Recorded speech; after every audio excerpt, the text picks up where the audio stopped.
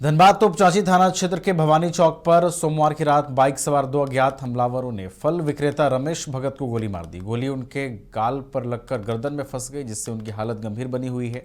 Police और स्थानीय लोगों की मदद से उन्हें सीएचसी ले जाया गया, जहां प्राथमिक उपचार के बाद उन्हें बेहतर इलाज के लिए एसएनएमएमसीएच रेफर कर दिया गया। वहीं हमलावर वारदात को अंजाम देने के बाद बाइक से गोमो की ओर फरार हो गए। पुलिस पूरे मामले की तफ्तीश में जुटी।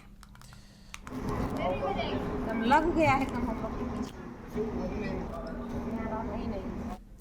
धनबाद के एसएनएमएमसीएच में इलाजरत मरीज की मौत के बाद परिजनों ने जमकर बवाल काटा है। हंगामे की सूचना पर सरायढेला पुलिस मौके पर पहुंची और परिजनों को शांत कराया गया। परिजनों का यह आरोप है कि मरीज के इलाज में लापरवाही बरती गई है, जिसके कारण मरीज की मौत हुई है। बताया जा रहा है कि धनबाद के बाबूडी निवासी 50 वर्षीय दिनेश कुमार सिंह की शाम में बीपी लो होने से अचानक तबीयत बिगड़ गई थी। आनंद फानन में उन्हें एसएनएमएमसीएच में भर्ती कराया गया था। मृतक के भाई अवधेश महतो का आरोप है कि कैथ लैब में एक भी सीनियर डॉक्टर नहीं थे। अस्पताल प्रबंधन ने इलाज को लेकर गंभीरता नहीं दिखाई, जिसकी वजह से मरीज की जान चली गई।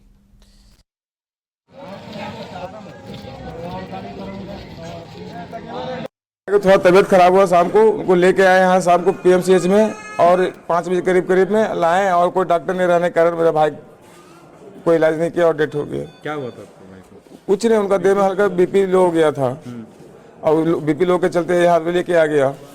पहले भी कुछ बीमार चल रहा नहीं, पहले कुछ बीमारी था नहीं था उनको तो फिर अचानक से कैसे हो गया? अच्छा, वो दवा खाते थे बीपी का। अच्छा, तो अब कितने बजे आपको सूचना मिला? वो हमको मिला सूचना तो शाम को 6:30 बजे कि भैया नहीं रहे हैं।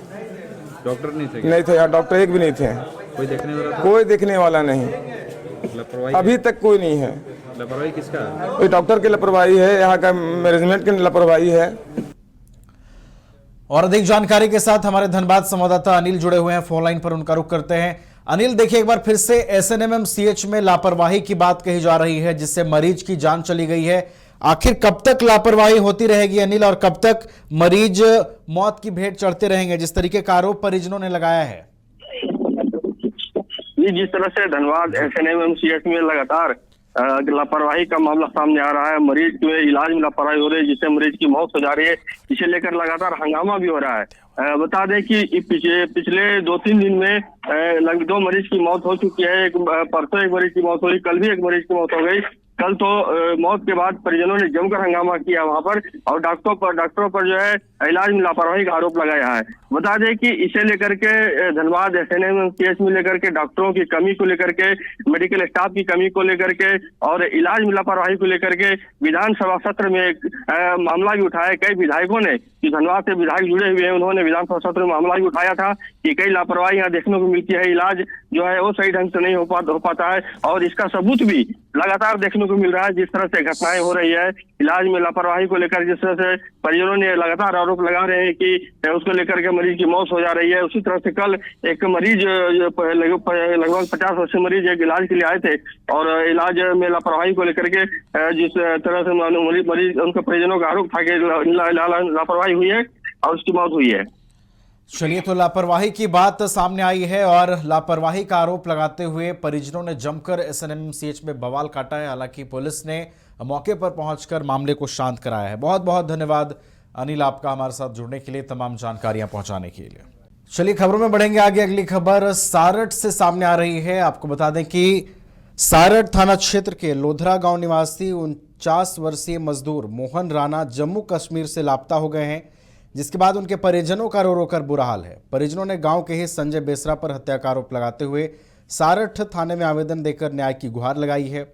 इधर पुलिस मामले को लेकर जांच पड़ताल में जुट गई है। परिजनों की ओर से यह कहा गया है कि 28 फरवरी 2025 को उनके गांव के संजय बेसरा के साथ मोहन राणा मजदूरी करने के लिए जम्मू कश्मीर गए थे। उसके बाद उनकी कोई खबर नहीं मिली। मोहन राणा के बारे में जब संजय बेसरा से पूछा गया तो उन्होंने कहा कि जम्मू कश्मीर ले जाने के क्रम में वो भटक गया है। एक मजदूर मतलब मेरे पिताजी को काम के लिए लेके गया था ये संजय बेसरा, मेरा ही गांव का है। एक दिन आया ऐसे कि काम पर ले चलेंगे जम्मू कश्मीर, तो बोला ठीक है चलेंगे। तो उसको लेके गया सर, 28 हो गया, विगत 28 फरवरी 2025 को ही घर से लेके गया सर काम पर। तो वहाँ ले जाने के बाद इतना दिन अभी आज हो गया 25 25 मार्च हो रहा है सर, आज तक कुछ खोजबीन नहीं हो रहा है, ना पापा का उधर से फोन आ रहा है। जब संजय बसरा से पूछताछ किए कि पापा का क्या समाचार है, कॉल भी नहीं कर रहे हैं, ना कुछ कर रहे हैं, तो वो बोला कि वहाँ पर जहाँ रखे थे ये जम्मू कश्मीर, जम्मू जिला स्थित गुजर थाना के बीच में जो धर्मशाला है, अग्रवाल धर्मशाला में रखे थे उनको। तो बोले कि वहीं से पूछने पर पता चला कि संजय बसरा ने बताया कि वहाँ से वो गायब है। तो हमको यही शक है सर कि वो वहाँ से, उसको पता नहीं उनके साथ क्या घटना घटा, क्या किया नहीं किया, ना मार के फेंक दिया। हमको तो इस संजय बसरा पर ही शक हो रहा है सर। इस वजह से हम थाना पर भी आवेदन दिए हैं कि मेरे पिताजी का खोजहार किया जाए और जो आदमी लेके गया है उस पर भी उसको दबाव दिया जाए। और हम यही चाहते हैं, सबसे निवेदन है थाना प्रभारी से भी और आप लोग से, मीडिया वालों से भी निवेदन है कि संजय बसरा को मेरे पिताजी उनके द्वारा लेके गए हैं, तो हम चाहते हैं कि उनको वो लेके आए और संजय बसरा को आप लोग कड़ी से कड़ी सजा दीजिए। हमको सिर्फ मेरे पिताजी चाहिए। वो मेरे पिताजी को लेके गए हैं मोहर राना को, तो वो जैसे मेरे पिताजी को घर लेके आए। मेरा बेटा 2 ठो है सर, तो ये तो खो गया सर। देखिए काम मजदूरी खटने गया था, संजय बसरा ने ले गया था, तो कहाँ ले जा करके कौन चीज कर दिया, मार दिया न फेंक दिया न कौन चीज कर दिया। अभी तक फोन भी नहीं कर रहा न कुछ कर रहा सर। क्या बताएं सर, वही उसका मैंने, मेरा बेटा तो 2 गो है, तो उस अलग रहता छोटा वाला और ये अलग रहती है, तो ये क्या खाएगी, क्या पिएगी, क्या करेगी। वो तो मेरा बेटा खो गया है।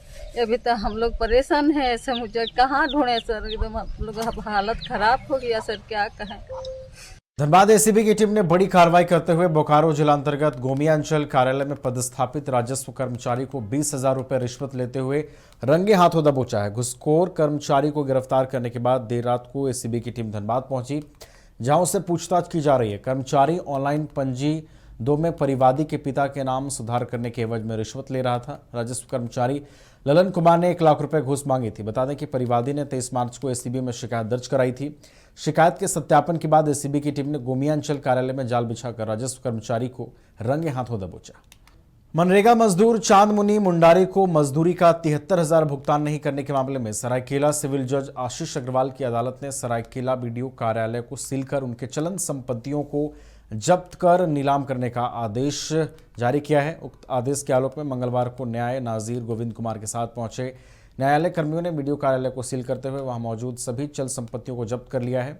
इसमें बीडीओ की सरकारी गाड़ी संख्या JH22C 3793 के अलावा कार्यालय की अलमारी, टेबल, कुर्सी, फ्रिज, एसी, पंखे समेत सभी प्रकार की चल संपत्ति शामिल है। बताया जा रहा है कि यह मामला 2005-6 का है। पीड़ित मजदूर ने बकाया मजदूरी के भुगतान को लेकर कोर्ट का शरण किया था, जिसके बाद कोर्ट में इसको लेकर वाद संख्या 5/2024 दर्ज किया गया था।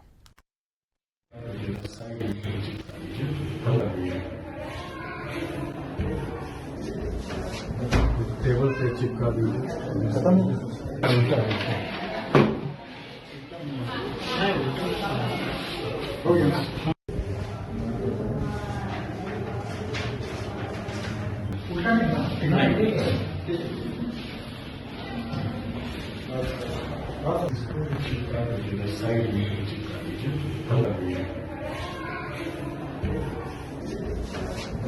टेबल पे चिपका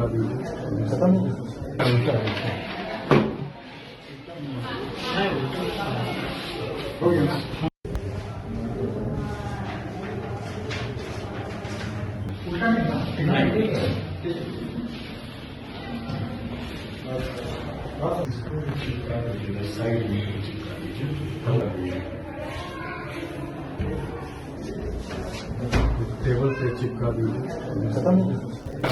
चलिए खबरों में बढ़ेंगे आगे। अगली खबर धनबाद जिले से सामने आ रही है, जहां धनबाद के सरायडेला थाना क्षेत्र में वाहन जांच अभियान चलाया गया, जिसमें दर्जनों बाइक का चालान जो है वो काटा गया। आपको बता दें कि लगातार जो है यातायात नियमों को दुरुस्त करने के लिए लगातार धनबाद पुलिस के अलावा जागरूकता अभियान भी चलाया जा रहा है। लगातार लोगों से अपील हो रही है कि वो यातायात नियमों का पालन करें। इसी कड़ी में सरायढेला थाना क्षेत्र में वाहन जांच अभियान चलाया गया और दर्जनों बाइक का चालान काटा गया। रेगुलर हम लोग पिछले साल भर से तो रेगुलर हम लोग चेकिंग कर रहे हैं और काफ़ी, जैसे आपने पूछा, तो इसमें काफ़ी इम्प्रूवमेंट आया है। जब मैं आया था सब में तो 20 से 25% लोग हेलमेट लगाते थे, अभी वो संख्या बढ़कर कम से कम 80 to 90% तो हो गया है। और काफ़ी हम लोग का तो प्रयास ये रहेगा कि 100% हम लोग कर दें। और हम लोग रोज़ मतलब प्रतिदिन हम लोग स्थान चेंज कर करके चेकिंग तो कर रहे हैं। जैसे अभी यहाँ पर हम लोग लगाए हैं, शाम में हम लोग गोल बिल्डिंग के पास लगा दें या तो फिर कहीं और लगा देते हैं। नहीं, चेकिंग अभियान लगाने से हर दिन कुछ ना कुछ घटनाएं कम हो रही हैं। आप दुर्घटनाओं की जो बात कर रहे हैं तो उससे कहीं ना कहीं कमी आई है। लोगों को हमारे कार्रवाई से जागरूक लोग हो रहे हैं, दुर्घटनाओं पे कमी आ रही है।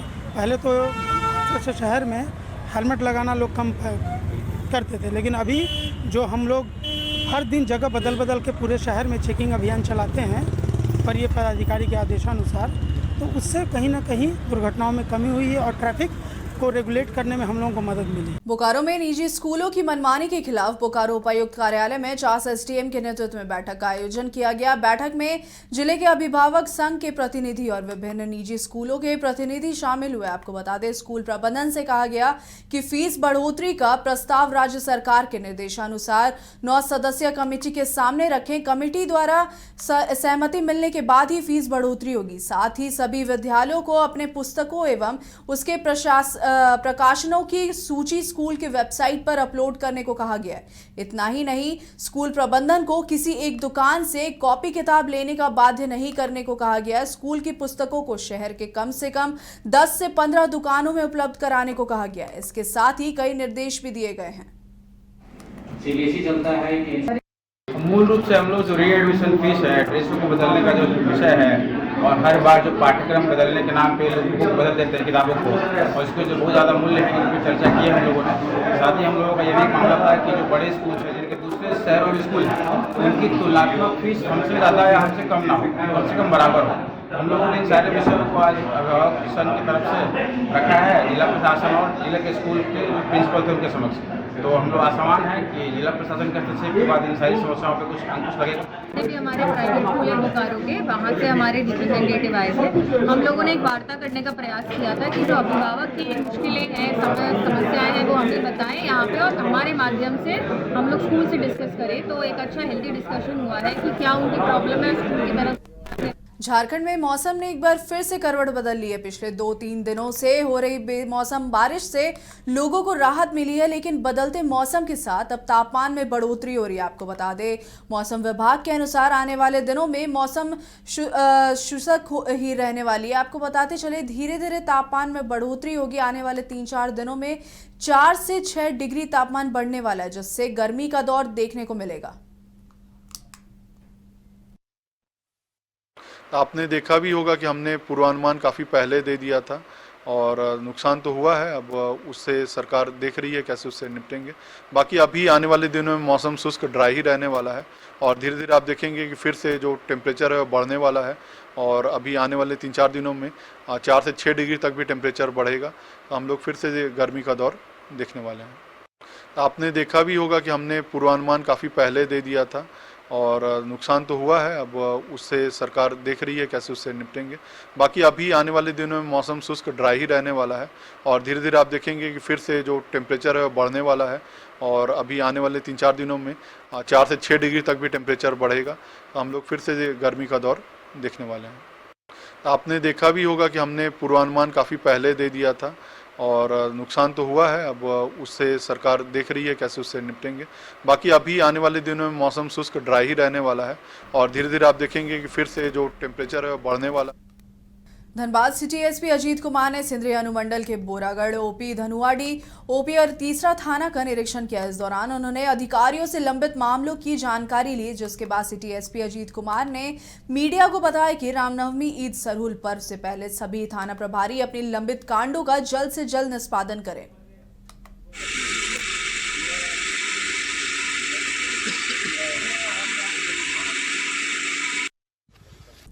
कोलेबिरा प्रखंड के विवेकानंद शिशु विद्या मंदिर उच्च विद्यालय लचरागढ़ में छात्र समागम कार्यक्रम का आयोजन किया गया। इस अवसर पर मुख्य अतिथि के रूप में दीपक अग्रवाल उर्फ रिंकू, विशिष्ट अतिथि सुभाष चंद्र दुबे, प्रांत शिक्षा प्रमुख वनवासी कल्याण केंद्र व न्यूज बाइस्कोप के सिमडेगा ब्यूरो विकास साहू उपस्थित थे।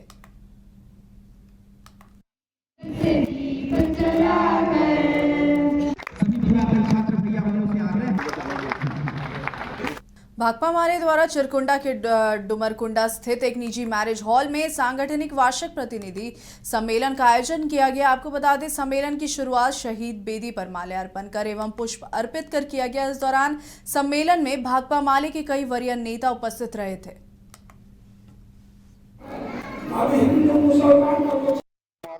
लिबरेशन का चिरकुंडा नगर परिषद का सम्मेलन हो रहा है। सम्मेलन के पहले हम लोगों ने सदस्यता अभियान चलाया और सदस्यता अभियान प्राय सभी जगहों पर चल रहा है। और हम लोग निचली कमेटी से लेके जो ब्रांच कमेटी होता है, लोकल कमेटी होता है, और लोकल कमेटी के बाद आज नगर परिषद का चुनाव हम लोग करेंगे। उसके लिए प्रतिनिधि लोग आए हुए हैं और प्रतिनिधि लोग जो प्रतिवेदन सौंपा गया है उस पर अपना वक्तव्य देंगे। और सम्मेलन के माध्यम से हम चिरकुंडा को में कैसे रोजगार के अवसर पैदा करेंगे, चिरकुंडा में जो पानी की सुविधा नहीं है, नालियां बजा रही हैं, विकास का कोई काम नहीं हुआ है, ये तमाम सवालों को लेकर एक आंदोलन की रूपरेखा हम लोग तय करेंगे। आज के सम्मेलन का उद्देश्य है। आज रणनीति जोरदार करने के लिए हम लोग जो जितना भी आज कार्यक्रम हो रहा है, चिरकुंडा नगर परिषद हो, हमारे हर धनबाद डिस्ट्रिक्ट में ही ज्यादा करके सभी हमारा राजनेताओं का जोर है कि चिरकुंडा नगर परिषद में ढंग से हो इलेक्शन और हम लोग लड़ें और जीत सुनिश्चित करें, ताकि आज जो भी अध्यक्ष उपाध्यक्ष जो भी हैं चिरकुंडा नगर परिषद में वो बेकार है। पूरा चिरकुंडा का जनता परेशान है। हम लोग इस तय किए हैं कि इस बार हम लोग इलेक्शन लड़ेंगे और जीत हासिल करेंगे 100%। मैया समान योजना के लाभुकों के सत्यापन प्रक्रिया के बीच रांची से फर्जीवाड़े का एक बड़ा मामला उजागर हुआ। आपको बता दें, धुरवा में लाभुक महिलाओं से आवेदन के सत्यापन के बदले पैसों की मांग की जा रही थी। मामले की शिकायत मिलते ही उपायुक्त मंजुनाथ भजंत्री ने 3 आंगनबाड़ी सेविकाओं के खिलाफ त्वरित एक्शन लेते हुए उनके स्पष्टीकरण मांगा है। आपको बता दें, सेविकाओं के खिलाफ शिकायत मिलते ही रांची उपायुक्त मंजुनाथ भजंत्री ने मामले पर त्वरित कार्रवाई की है। इस मौके पर रांची डीसी मंजुनाथ भजंत्री ने कहा है कि आगे भी अगर किसी की भी तरह के ऐसे लेन देन से जुड़े मामले सामने आते हैं तो कार्रवाई की जाएगी। फिलहाल पूरे मामले की जांच की जा रही है। व्हाट्सएप जन शिकायत अबुआसाती नंबर में कुछ ऐसे शिकायत आए थे कि कुछ आंगनवाड़ी सेविकाओं के द्वारा सत्यापन में कुछ राशि मांगी जा रही है, तो उसको देखते हुए हम लोगों ने गंभीरतापूर्वक देखते हुए वहाँ हम जो CDPO सुपरवाइज़र को भी स्पष्टीकरण मांगे हैं और वहाँ के संबंधित जो आंगनवाड़ी सेविकाओं का इसका हमारा DSW है जांच प्रतिवेदन समर्पित करेंगे और इसमें किसी तरह का कोई सत्यता है तो हम लोग इसको। रांची सदर अस्पताल में मरीजों को बेहतर सुविधा देने के लिए लगातार अत्याधुनिक सुविधाओं से लैस किया जा रहा है। आपको बता दें, अस्पताल में नए डिपार्टमेंट खोले जा रहे हैं जिसमें आधुनिक तकनीकों से लैस मशीनें लगाए जा रहे हैं, वहीं ताकि अस्पताल में आने वाले मरीजों का इलाज बेहतर तरीके से हो सके। इसी के मद्देनजर सदर अस्पताल में कुछ दिनों पहले भी आपको बताते चले न्यूरो सर्जरी डिपार्टमेंट को मरीजों के लिए खोल दिया गया है, जहां सुचारू तरीके से काम हो रहा है। न्यूरो सर्जरी डिपार्टमेंट में सुविधाओं के बारे में civil surgeon doctor Prabhat Kumar ने बताया कि न्यूरो सर्जरी डिपार्टमेंट में नियमित रूप से उम्मीद से बेहतर काम हो रहा है। स्पाइन की सर्जरी ज्यादा हुई है जिससे मरीजों को फायदा भी हो रहा है। इसके बाद अब ब्रेन की भी सर्जरी शुरू हो गई है। उन्होंने बताया मरीज सर्जरी के बाद संतुष्ट होकर पॉजिटिव फीडबैक दे रहे हैं। हाँ, जोहार, नमस्कार। मैं doctor Prabhat Kumar, civil surgeon Ranchi. और आपने बिल्कुल सही कहा कि हम लोगों ने न्यूरो सर्जरी डिपार्टमेंट शुरू किया और ये उम्मीद से ज़्यादा बेहतर काम हो रहा है। न्यूरो सर्जरी डिपार्टमेंट में हमारे न्यूरो सर्जन काफ़ी अच्छे हैं और यहाँ पर नियमित रूप से न्यूरो सर्जरी होने लगी है। ख़ास तौर पर स्पाइन की बहुत सारी सर्जरीज यहाँ पर हुए और उनको फ़ायदा भी हो रहा है, हम लोग आउटकम भी देख रहे हैं। तो और प्लस ब्रेन की भी सर्जरी शुरू हो गई है। तो पहले हम लोग को लगता था कि न्यूरो सर्जरी तो काफ़ी खतरनाक है, हम लोग शुरू करें कि नहीं, क्योंकि कॉम्प्लिकेशन होने का भी डर रहता है और कभी कभी अनफॉर्चुनेटली ब्रेन के ऑपरेशन में डेथ होने का भी चांस रहता है। लेकिन अब हम लोग को लग रहा है कि नहीं, न्यूरो सर्जरी में काफ़ी एडवांसमेंट हुआ है और अभी जो न्यूरो सर्जरी हो रही है उसका रिजल्ट बहुत ही अच्छा हो रहा है। पेशेंट हमारे काफ़ी संतुष्ट हैं और इसीलिए यहाँ पर पेशेंट आ भी रहे हैं, काफ़ी पेशेंट्स आ रहे हैं और मीडिया का भी काफ़ी अच्छा हेल्प मिला है, उसके चलते भी हमारे पास पेशेंट फ़ायदा उठा रहे हैं। हम लोग कल ही हम लोग गर्दन का जो हड्डी होता है, गर्दन में जो रीढ़ की हड्डी सब है और जो स्पाइनल कॉर्ड है, तो उससे रिलेटेड भी सर्जरी किए। तो होता क्या है कि जब भी रीढ़ की हड्डी में दिक्कत होती है तो लोगों को काफ़ी झिनझिनी दर्द बहुत ज़्यादा होता है, हाथ पैर कांपते रहता है, इसके कारण वो काम नहीं कर पाते हैं। बहुत लोग पैरालाइज्ड भी रहते हैं, बिल्कुल तरीके से बेड रिडन, बिछावन पर ही 24 घंटा लेटे रहते हैं। और वैसे लोगों को चूँकि न्यूरो सर्जरी में बहुत खर्च आता है, प्राइवेट हॉस्पिटल में मिनिमम 4-5 लाख का खर्च होता है या ज़्यादा का भी हो सकता है। और वैसी हालत में हमारे सदर अस्पताल में जो भी आयुष्मान कार्ड धारी हैं, और अभी काफ़ी लोगों के पास आयुष्मान कार्ड है, तो आयुष्मान कार्ड धारी को भी एक भी पैसा हम लोग खर्च यहाँ नहीं होने देते हैं। और अगर कहीं किसी को लगता है कि मेरा खर्च हो गया है तो सिविल सर्जन से सीधे तौर पर मिल सकते हैं, उनको जो भी खर्च हुआ होगा किसी भी कारण से, उतना पैसा उनके अकाउंट में हम लोग डाल देंगे। तो इस ढंग से सदर अस्पताल आयुष्मान कार्ड धारियों के लिए बहुत ही अच्छा अस्पताल है और लोग आ भी रहे हैं आयुष्मान कार्ड धारी। जिनको भी हरा कार्ड भी है, हरा कार्ड, पीला कार्ड, लाल कार्ड, उनको आयुष्मान कार्ड जरूर बनवा लेना चाहिए। हमारे सदर अस्पताल में हर दिन आयुष्मान कार्ड बनता है, तो यहाँ का भी फ़ायदा उठाना चाहिए। बुजुर्गों का भी आयुष्मान कार्ड, 70 साल से ऊपर वाले कोई भी हों, चाहे वो धनी हों, गरीब हों, मध्यम वर्ग के हों, सबका आयुष्मान कार्ड बनता है। तो और कर्मचारी स्वास्थ्य बीमा योजना का भी कार्ड बन रहा है। तो हम लोग काफ़ी लोगों को इस ढंग से सहायता कर पाएंगे, ऊपर वाले की कृपा से। पेशेंट सारे ठीक भी हो रहे हैं और एक बहुत अच्छा रेपुटेशन बन गया है सदर अस्पताल के। दूसरे जिलों से भी हम मार्च का महीना खत्म होना बाकी है और अभी से ही दिन का तापमान बढ़ने लगा। आपको बता दें, रांची के कई इलाकों में अधिकतम तापमान का असर भी देखने को मिल रहा है। वहीं दोपहर की धूप अभी से चुभने लगी है। अब ऐसे बढ़ती गर्मी में लोगों को देसी फ्रिज की याद आ रही है। आपको बता दें, जिस तरह से लगातार तापमान बढ़ता जा रहा है, वैसे ही लोगों का रुख देसी फ्रिज की ओर हो रहा है। आपको बता दें, गर्मी की एंट्री होते ही लोग परेशान नजर आने लगे हैं। इसे देखते हुए देसी फ्रिज यानी मटके पर सभी की निगाहें टिकी हुई है।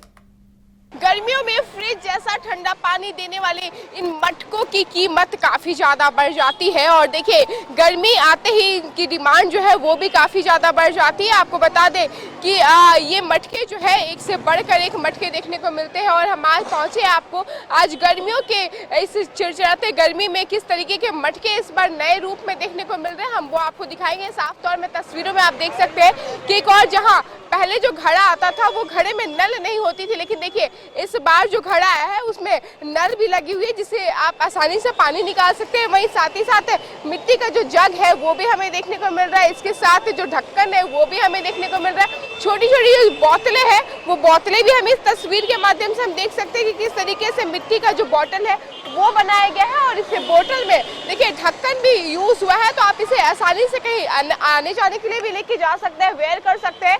तो देखिए कहीं ना कहीं तमाम चीजें जो है वो मिट्टी से बने हुए सामान बाजारों में दिखने लगी है और तेज गर्मी में जो एक और जहां लोग खरीदारी करने आ रहे हैं वहीं जो मटके बनाते हैं उनसे भी हम जानने की कोशिश करेंगे कि इस बार क्या कुछ खास आया है और क्या क्या मटका आप लोग बेच रहे हैं। देखिए मटका देखिए ये है और ये टंकी है और टंकी में ये प्लस पॉइंट ये है कि जार को पलटी करके रख सकते हैं, पानी वाला जार। अब रख दिए बस ठंडा भी रहेगा वो। हाँ तो इस बार ये नए रूप में है। हाँ नया रूप है। क्या कीमत है इसकी? किसका? ये वाला घड़ा 200 180 जैसा लीजिए वैसा दाम। क्या क्या आप लोग बेच रहे हैं गर्मी को लेके, क्या क्या है आपके पास? घड़ा है, टैंकी है, बोतल है, जग है, बस अभी तो। कैसे कीमत है क्या? घड़ा लीजिए 200, 180, 300, जैसा घड़ा लीजिए वैसा दाम है। जग 100, 150, 200, बोतल 100, 150। अच्छा, सबसे ज्यादा डिमांड किस चीज की होती है? बोतल की। बोतल इसलिए कि मान लो बैग में कोई भी रखिया सफर में गया तो बोतल को ज्यादा लाइक करता है। अच्छा, पहले प्लास्टिक की बोतलें आती थी, अब मिट्टी का ही बोतल आता है। प्लास्टिक का बोतल में ये है कि गर्म हो जाएगा और ये ठंडा रहेगा। अच्छा, फ्रिज के अकॉर्डिंग कितना राहत देता है? हाँ, फ्रिज तो बीमारी आ जाएगा, इसमें नहीं बीमारी आएगा ना। मतलब मटके का पानी पीना चाहिए। हाँ, गर्मी में पीना चाहिए, फ्रिज से तो देखिएगा बीमारी हो जाएगा।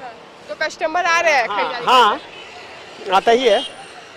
देखिए, आपको बता दें कि फ्रिज का पानी जो होता है वो काफ़ी ज़्यादा हार्म करता है, वहीं मटके की जो पानी होती है वो स्वास्थ्य के लिए भी अच्छा होता है और सेहत के लिए भी अच्छा होता है। तो कहीं ना कहीं इसी को लेकर तमाम लोग जो है राजधानी रांची से वो शॉपिंग करने आ रहे हैं, खरीदारी करने आ रहे हैं। और एक और देखिए, गर्मी, इस चिड़चिड़ाती गर्मी में जहाँ पहले माफ़ी चाहूँगी, पहले प्लास्टिक के बोतलों का यूज़ होता था, तो वही अब मिट्टी के बोतल का यूज़ हो रहा है, जो कि काफ़ी ज़्यादा अच्छा भी दिख रहा है और काफ़ी ज़्यादा अट्रैक्टिव भी है। तो देखा जा सकता है कि एक और गर्मी को लेकर पूरी तैयारी की जा रही है राजधानी रांची वासियों की तरफ से। कैमरामैन उनके साथ मैं रानी गुप्ता, न्यूज़ 22।